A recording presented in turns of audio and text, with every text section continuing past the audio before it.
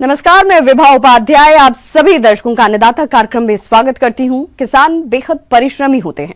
वे खेतों में जी तोड़ मेहनत करते हैं, जो अनाज, फल और सब्जियां उगाते हैं। हमारे देश की अर्थव्यवस्था का लगभग समूचा भार इन्हीं के कंधों पर है। ऐसे ही भारतीय किसानों को खेती बाड़ी से जुड़ी हुई बहुत सी नई, रोचक और लाभकारी जानकारियां देने के लिए हर रोज सुबह हम आपके साथ होते हैं। तो चलिए, कार्यक्रम शुरू करने से पहले देखते हैं क्या है अन्नदाता के आज के कार्यक्रम में। पशुपालक कैसे करे सर्दी के मौसम में अपने पशुओं की उचित देखभाल। गुलदाउदी के फूलों की खेती से किसान ने कमाई अच्छी आय। किसान भाइयों, राज्य में सर्दी का मौसम चल रहा है। ऐसे में जो किसान पशुपालन व्यवसाय से जुड़े हुए हैं, उन्हें इससे अच्छा लाभ मिल सके, इसके लिए पशुओं को सर्दी से बचाने के लिए उचित कदम उठाना जरूरी है। तो पशुपालक कैसे करे सर्दी के मौसम में अपने पशुओं की उचित देखभाल, इस बारे में जानकारी दे रहे हैं कृषि विज्ञान केंद्र बानसूर अलवर के पशु विशेषज्ञ डॉक्टर AK वर्मा।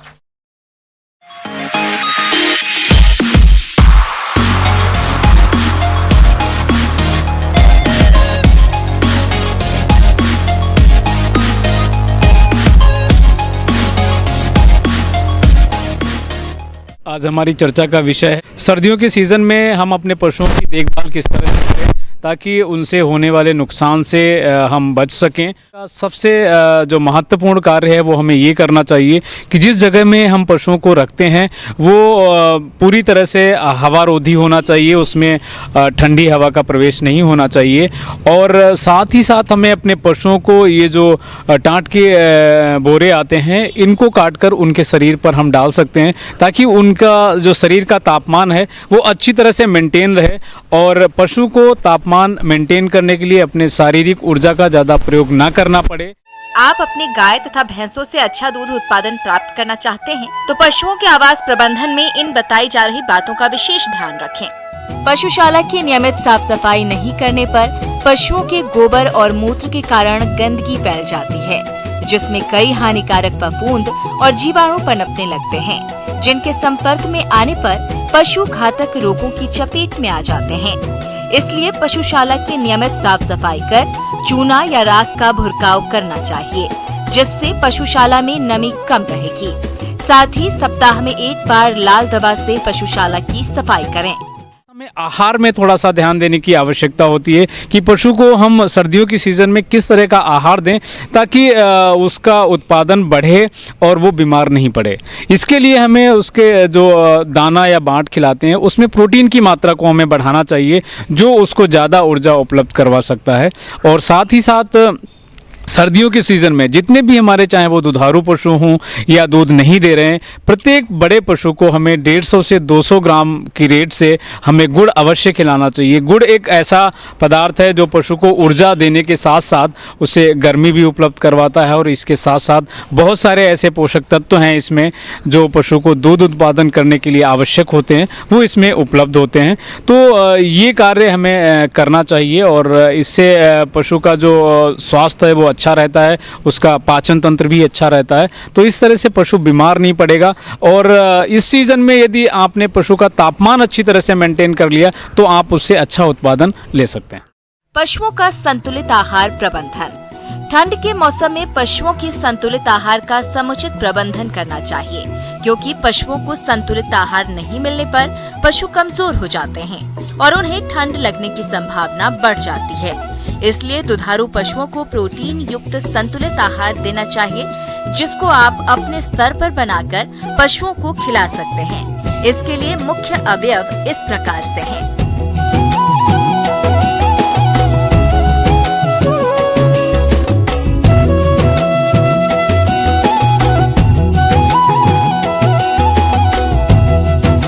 शरीर की देखभाल के लिए गायों को 1.5 किलो प्रतिदिन व भैंस के लिए 2 किलोग्राम प्रतिदिन, प्रत्येक 2.5 लीटर दूध पर गायों को 1 किलोग्राम दाना मिश्रण देना चाहिए। प्रत्येक 2 लीटर दूध पर भैंसों को 1 किलोग्राम दाना, 6 महीने से ऊपर की गाभिन गाय या भैंस को 1 से 1.5 किलोग्राम दाना प्रतिदिन अतिरिक्त देना चाहिए। अक्सर सर्दियों में ये देखा जाता है कि यदि पशु सर्दी के संपर्क में आता है तो उसे निमोनिया होने का डर होता है और ऐसी कंडीशन में पशु को बुखार भी आता है, उसके मुंह से और नाक से पानी आना स्टार्ट हो जाता है। तो ऐसी स्थिति यदि किसी पशुपालक के पशु के साथ होती है तो उन्हें प्रतिजैविक दवाइयाँ आती हैं। विशेष तौर से इसमें ऑक्सीटेट्रासाइक्लिन नाम की एक दवाई होती है जिसका 12 से 15 ml दवाई प्रतिदिन के हिसाब से 3 से 4 दिन तक हमें पशु को देना चाहिए। इससे पशु हमारा निमोनिया की समस्या से निजात पाता है और वो स्वस्थ हो जाता है। किसान भाइयों, अभी तक आपने खेती से जुड़ी हुई बहुत सारी उपयोगी जानकारियां देखी। अब लेते हैं एक छोटा सा ब्रेक, जल्द लौटेंगे और कार्यक्रम में आगे भी है खेती बाड़ी से जुड़ी हुई बेहद महत्वपूर्ण जानकारियां, तो बने रहिए हमारे साथ।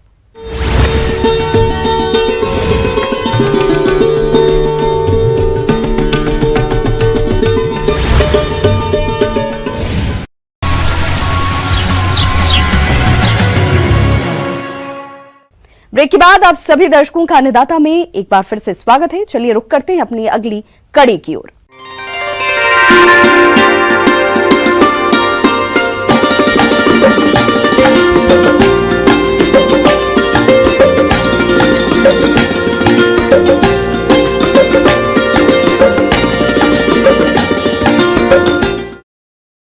आज खेती ने व्यवसाय का रूप ले लिया है। जो किसान आधुनिक तकनीक से खेती कर रहे हैं वो आज अच्छी आय कमा रहे हैं। फूलों की खेती भी आज के समय में अच्छी आय का जरिया है।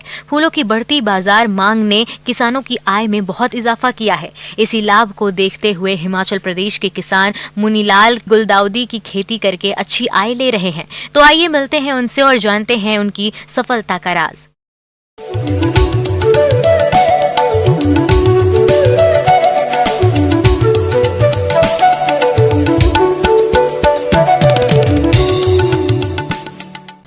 फूलों की खेती करके किसान आज अच्छा मुनाफा ले रहे हैं। किसान मौसम के हिसाब से अलग अलग फूलों को उगाते हैं। उन्हीं फूलों में से एक है गुलदाउदी।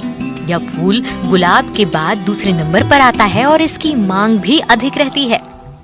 हम यहाँ पर फूलों की खेती करते हैं और अपना थोड़ा सब्जी का भी करते हैं।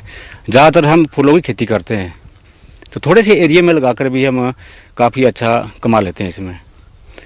तो इस समय जो है गुलदाउदी इसका नाम है, तो अच्छी मार्केट है। वैसे क्वालिटी के हिसाब से हर जो है बढ़िया बिक जाता है, क्वालिटी ही बढ़ती है इसमें। ये वाइट स्टार है और ये कम से कम 15,000 पौधा हमने लगाया था इस साल। और बीच में सारा ही टोटल जो मिला के जो है ना इतनी स्टिक तो नहीं बनती ना, वैसे 3 स्टिक या 4 स्टिक जो है एक पौधे में बन जाती है हमारे यहाँ ना। तो कुल मिलाकर जो है 50-60 हज़ार स्टिक जो है इसमें निकल जाती है। पर बीच बीच में हम तीसरे दिन का चलान निकालते हैं, तो 8-10 पेटियाँ हर तीसरे दिन निकालते हैं। तो अभी तक जो है इसमें 80 बॉक्स जो हमने निकाल दिए है। तो एक बॉक्स में जो है हमारा कम से कम 300 या 350 के आसपास जो है स्टिक जाती है। और मार्केट जो प्राइस है इसमें अभी तक जो हमारे को मिला है 4 रुपये मिला है, 4.5 रुपये मिला है, 6 रुपये मिला है। तो उस हिसाब से हमारी 1200-1500 रुपये की एक बक्सा जा रहा है। तो खर्चा काट के कुल मिलाकर जो 1000-1200 रुपये एक बक्से में बन जाता है। सारा खर्चा निकाल के जो है इसमें इतना बन जाता है। अभी जो है अभी इतना ही माल अभी और बचा है। अगर जैसे हमारा वो जो है इतना ही माल 70-80 बक्से जो और बचते हैं इसमें, अगर यही ओवरेज रहती है हमारी तो अपना जो है कुल मिलाकर के जो है 2.25 लाख तक 1,60,000 तक इतना जो है शुद्ध नेट प्रॉफिट जो है अपना मिल जाएगा इसमें। गुलदाउदी की कई किस्में होती है। इन्होंने वाइट स्टार किस्म के गुलदाउदी की खेती की है, जिससे ये प्रति पौधा लगभग 4 फूल लेते हैं। लगभग 7 बिस्वा एरिया पर इन्होंने 15,000 पौधे लगाए हैं, जिससे फूलों का कुल उत्पादन 60,000 तक हो जाता है और एक फूल 4 से लेकर 6 रुपए तक बिकता है, जिससे इन्हें 2,40,000 रुपए तक की कुल आय होती है। और इसकी खेती में पौध की खरीद, रुपाई, खाद, पानी, पौध सुरक्षा और फूलों को बाजार भेजने में लगभग 80,000 रुपए की लागत आती है और 1,60,000 रुपए इन्हें शुद्ध मुनाफा होता है। किसान भाइयों, यह उत्पादन और लाभ इस समय का है। ये किसान जनवरी में दूसरी फसल भी लेते हैं। इस फसल से भी इन्हें अच्छी आमदनी होती है। तो ये अपना हम इसको अप्रैल में तैयार करते हैं पौधा और मई में इसको लगाते हैं। इसमें जो अपना खाद होती है, शुरू में तो हम गोबर खाद डालते हैं, अपनी जो है पशु की गोबर खाद होती है, सबसे बेस्ट तो वही होती है। तो जैसे हमने पौधे तैयार किए, इसमें खेत तैयार किए उसमें, और बीच में इसमें गोबर की खाद मिलाई, और बाद में जैसे हमने पौधा लगाया तो पौधे के जो इसमें बेड बनते हैं, 3 फुट का बेड बनता है एक बेड जो है, और बीच में चढ़ने के लिए 1.5 फुट रास्ता रखने पड़ता है इसमें। तो 3-3 फुट के जो ये सारे बेड बनाया हमने, और बीच में इसमें रास्ता रखा हुआ चढ़ने के लिए। तो जैसे पौधा है तो पौधे की 6 इंच पर कम से कम 6 बाई 6 का जो है खाना इसमें पौधे के लिए रखने पड़ता है, ताकि जो है बढ़िया ग्रोथ ले सके पौधा, बढ़िया स्टिक बन जाए इसमें। तो इस हिसाब से जो है इसके हम खरपतवार निकालते, बाद में गुड़ाई करते, नाइट्रोजन खाद डालते हैं, वैसे पोटास भी डालते हैं। लेकिन नाइट्रोजन हमने डाली है इसमें, शुरू में डाली है, जैसे छुपाई करी पौधा लगा के 15-20 दिन बाद, पौधे के 15-20 दिन बाद, तो इसमें हमने कम से कम 1 बीघे में डाली है हमने 15 किलो नाइट्रोजन जो है, और छुपाई कर दी। उसके बाद फिर दूसरे स्टेप में डाली बरसात में, जैसे भी पानी नुकसान ना करे नाइट्रोजन जो है, तो उसमें भी इतनी डाली 15-20 किलो। लास्ट महीना होता है जून का कटिंग करने का हमारे यहाँ, बाकी क्लाइमेट के हिसाब से अलग अलग होता है इसमें। तो जून लास्ट में इसमें कटिंग करते हैं, फिर इसमें गुड़ाई करते हैं, खाद डालते हैं, और जैसे जैसे इसका बढ़ते जाता है, ग्रोथ लेगा पौधा, तो उस हिसाब से हम इसमें कार्य करते रहते हैं। तो इस हिसाब से जो है हमारा पौधा तैयार हो जाता है, और बाद में जो है अपना सितंबर महीने में जो है काफ़ी हाइट ले लेता है, और उसके हिसाब से जो इसमें फिर नेट बांधने पड़ता है। अपना जो इसमें नेट बांधते हैं हम, और नेट द्वारा जो है अपनी स्टिक सीधी रहती है। मार्केट में सीधी स्टिक की ज़्यादा वैल्यू है, तो इसलिए हमारे को इसमें नेट लगाना पड़ता है। तो नेट के बाद जो है उसमें दूसरा स्टेप आता है, उसमें बंचिंग आ जाती है। तो जैसे बंचिंग काम शुरू होगा, फिर इसमें नेट बनेगा, जैसे स्टिक अपनी सीधी रहे। तो जैसे हम बंचिंग करके उसके 15-20 दिन बाद ये खिलना शुरू हो जाता है।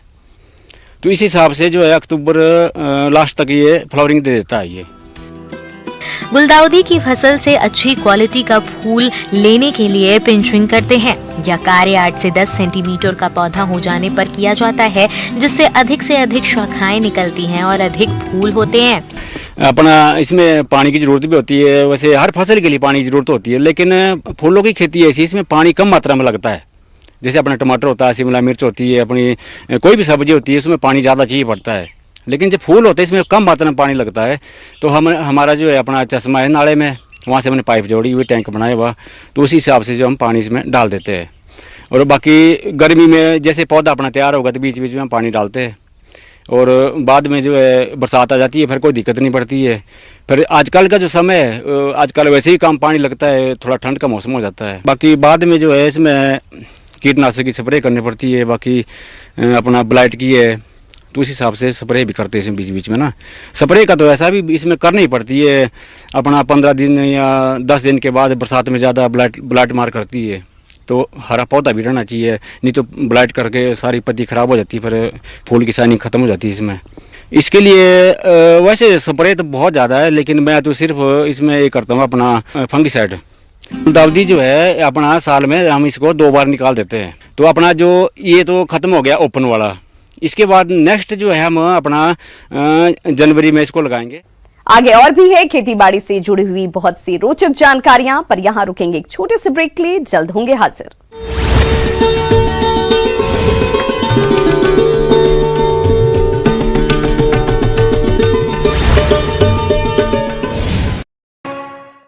ब्रेक के बाद एक बार फिर से आप सभी दर्शकों का अन्नदाता कार्यक्रम में स्वागत है। बढ़ते हैं अपनी अगली प्रस्तुति की ओर।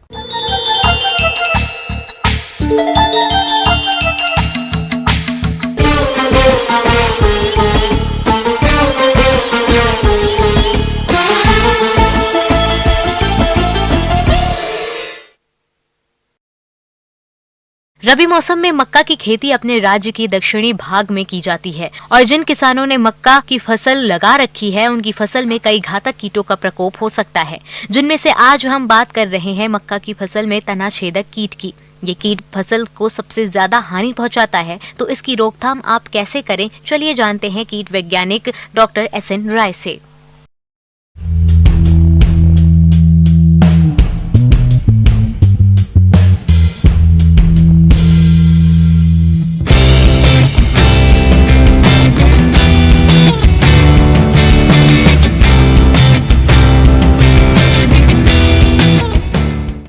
आज हम मक्का के तना छेदक के कीट के समेकित कीट प्रबंधन के विषय में चर्चा करेंगे। पहले हम जानना चाहेंगे कि ये कीट जो है पहचान और इसका मैनेजमेंट प्रबंधन कैसे करेंगे। यह कीट छोटा और भूरे रंग के पंख वाला कीट होता है। इसके लार्वा मटमैले एवं उजले कलर के होते हैं। इसके लार्वा ही जिसको शिशु कहते हैं वही ही ज़्यादा नुकसानदायक होता है। वो हमारे शुरू से जब पौधा मक्का का जन्म लेता है और अंत तक भुट्टा बनने तक इसका आक्रमण होते रहता है। इसलिए हम लोगों को चाहिए कि शुरू से ही इसका प्रबंधन करना चाहिए।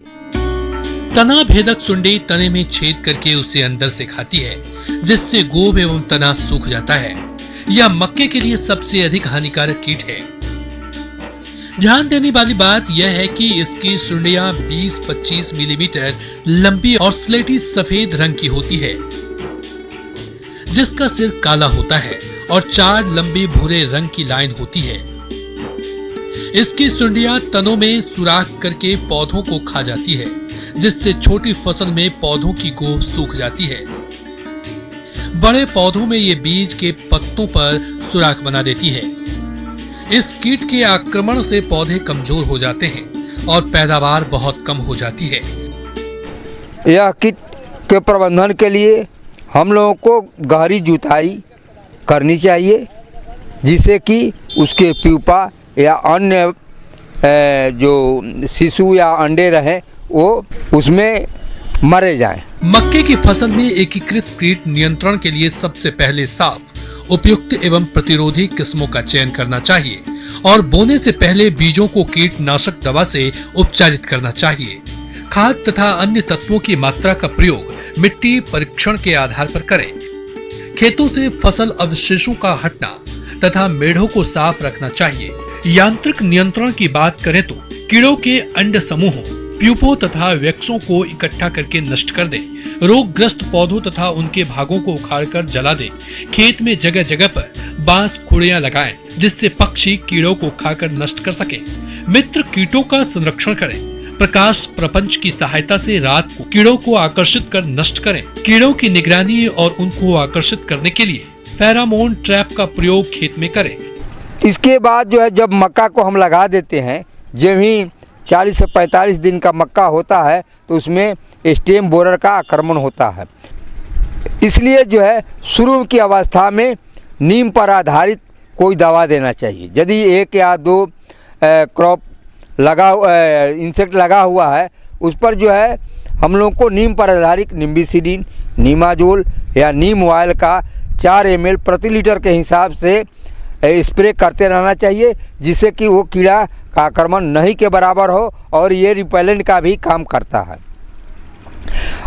जब कीड़े का आक्रमण हो गया हो, 1 स्क्वायर मीटर में यदि 3 या 4 कीड़े का आक्रमण हो या 1 स्क्वायर मीटर में 1 अंडा का गुच्छा दिखाई दे, तब हम लोगों को स्प्रे या कोई रासायनिक दवा का इस्तेमाल करना चाहिए। यदि दानेदार इस दवा का इस्तेमाल कर रहे हैं तो कार्बोफ्यूरॉन 3G 6 से 7 दाना प्रति गब्बा के देने से उसका निदान हम पा सकते हैं। यदि लिक्विड में हम या तरल दवा में इस्तेमाल करना चाहिए तो उसके लिए इंडोक्साकार्ब 1 ml 3 लीटर पानी में या इमामेक्टिन बेंजोएट 1 ग्राम 2.5 लीटर पानी में आप 15 दिन के अंतराल पर स्प्रे करेंगे तो उसमें तना छेदक के आक्रमण को हम लोग रोका जा सकता है। धन्यवाद।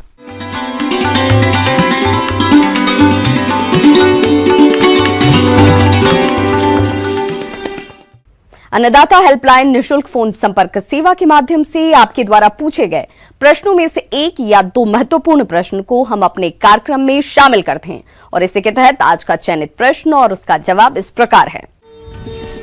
आज की अन्नदाता हेल्पलाइन में हमने जिस प्रश्न को शामिल किया है उसे पूछा है राय सिंह नगर जिला श्रीगंगानगर के जयपाल सिंह ने।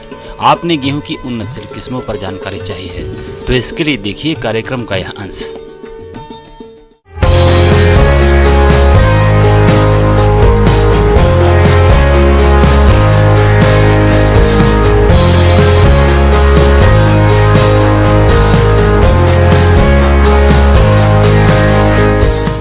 सबसे पहले तो आपके न्यूज़ 18 का बहुत बहुत धन्यवाद। इसके माध्यम से हम किसानों के मध्य पहुंचते हैं और आगे भी आपके और हमारे प्रयास से किसानों का भला होगा, ऐसी हमारी उम्मीद है।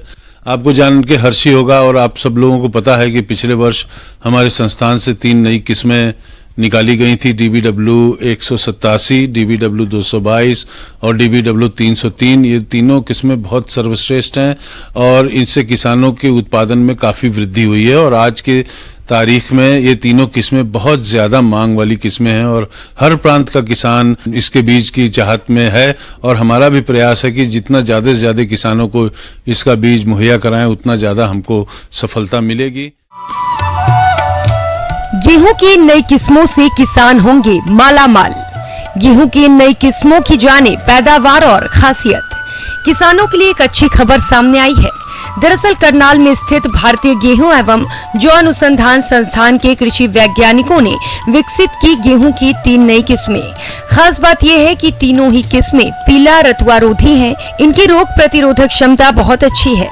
ऐसे में किसानों को इन किस्मों को बीमारियों से बचाने के लिए पेस्टिसाइड पर खर्च भी नहीं करना पड़ेगा और इसके व्यावसायिक इस्तेमाल से किसानों की आय बढ़ेगी। ये किस्में उत्पादन और पोषक तत्वों के लिहाज से उत्तम मानी गई हैं और इन किस्मों के अच्छे परिणाम सामने आए हैं। अभी हाल में संपन्न जो गेहूं के जो वैज्ञानिक हैं उनके सम्मेलन में अगस्त माह में 9 नई किस्मों का निर्धारण किया गया है जो किसानों के लिए की गई हैं विभिन्न प्रांतों के लिए।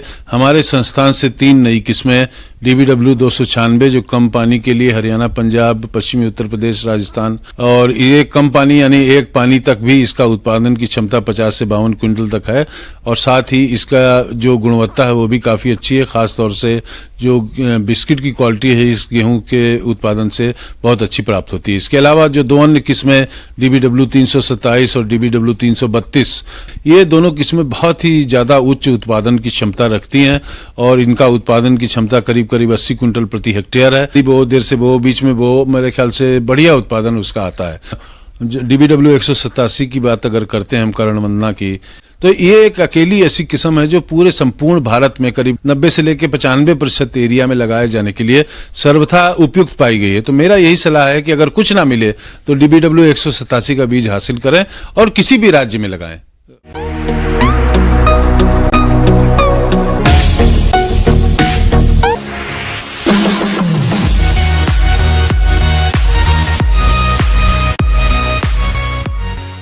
आइए अब एक नजर डालते हैं राज्य के कुछ चुनी हुई मंडियों के प्रमुख फसलों के बाजार भाव पर।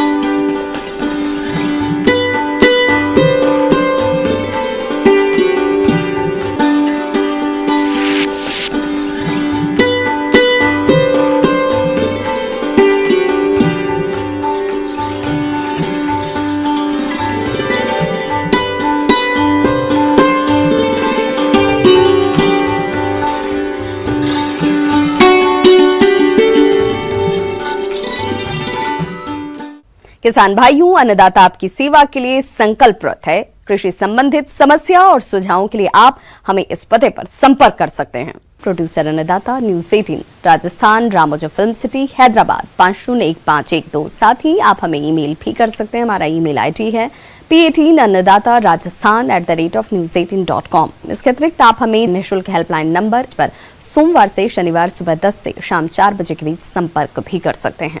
किसान भाइयों, अब समय हो रहा है आपसे विदा लेने का, तो हमारी अन्नदाता टीम को दीजिए इजाजत। कल फिर से होगी आपसे मुलाकात कृषि संबंधित कुछ और महत्वपूर्ण जानकारियों के साथ। नमस्कार।